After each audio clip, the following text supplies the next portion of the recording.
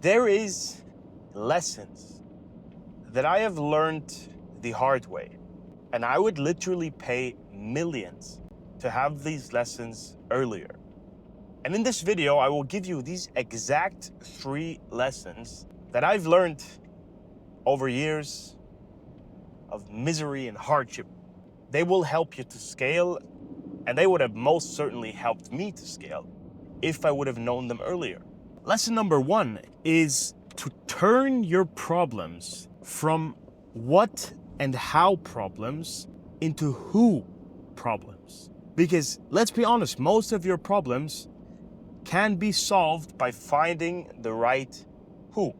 If your Facebook ads are messed up, of course you can sit down and do it all yourself and figure out the how. But if you sit down and find the correct who, you will solve it much more efficient, much faster, and much better. So I want you to start reframing your problems into a who. Who do you need in order to solve XYZ problem?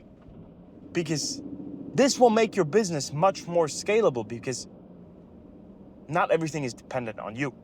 It starts to be dependent on the people that you find. And believe me, it's much easier to find people that can solve problems for you than doing it all yourself. Most founders have this specific issue that they think that everything has to be done by them. And in turn, the business is totally dependent on them. But if you, on the other hand, start looking at the problem and asking yourself the right question, and this question is, who can I ask? Who can I talk to? Who can I hire? Who can I ask for consulting? That can solve the problem for every single problem that you have. And the good thing is that you can go into job interviews or into qualification calls or whatever kind of calls you have before working with this person, and you can bring this problem into that call and then ask them, look, how would you approach fixing this? That's a very easy solution to fix 99% of your problems. And if I would have known this lesson, I would have hired much better, much faster, and my business would be so much more systematic at an earlier stage, because obviously now I'm at this level, but back then I wasn't. And I always went to the default mode of just doing everything myself, and that's not a healthy mental state to be in. The second lesson is looking at profit, not revenue. We all know these type of business guys that make their first 100K revenue month. They go to Dubai, they blow it all on cars and hotels and expensive restaurants, maybe buy a Rolex Datejust. And yes, that was all me, so I know what I'm talking about. But the issue here is that if you only look at your business in revenue, you will never be able to scale. Because what scales your business? Having more profit, having more capital that you can deploy into the growth of your business, having more money that you're pocketing and being able to live your life nicer, but not off of the business's revenue, because most people just live off of their business's revenue. They'd rather pay for their nice trip than pay for their employees, which is very stupid, but I know a fair share of people that do that.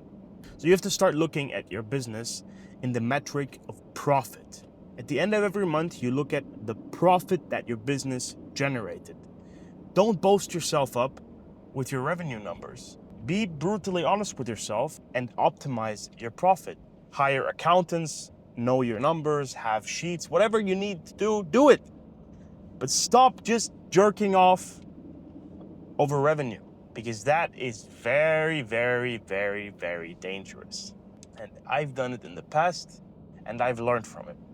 But if your profit doesn't go up, your business doesn't go up, and nothing matters. And by profit, I do not simply mean the money that you can take out and blow on stupid shit. I mean the profit that your business is generating. The profit that your business is left with at the end of the month after covering all the necessary expenses, etc. That is the number you have to look at. Lesson number 3 is do things with speed, but combine it with a system. Because on YouTube and on Twitter and wherever you look, you always hear the people talking about speed, speed, speed. You have to do things fast. Be the guy that he does everything in lightning speed. And fundamentally, I do agree with that.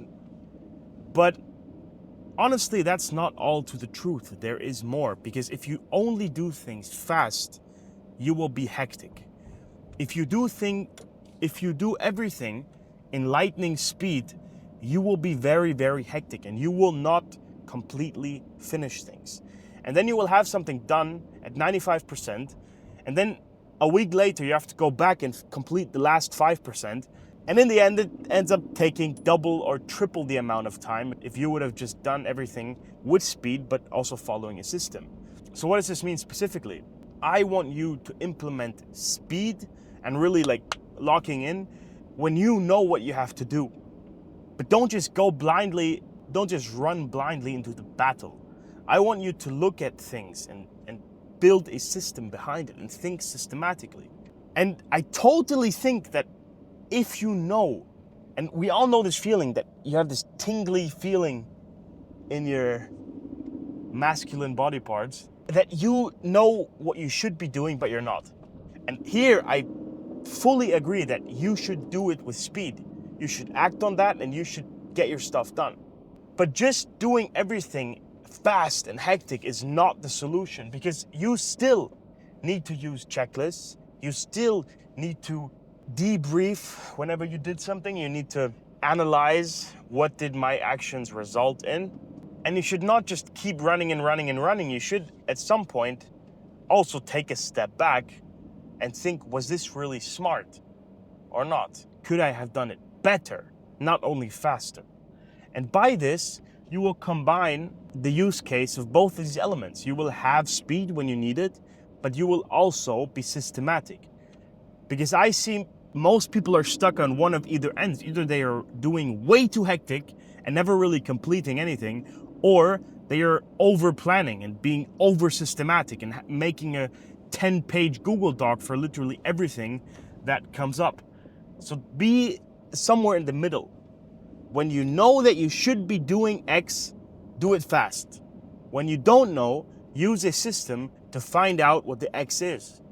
That's how you do it. That's how you will become a more efficient version of a CEO than you are now.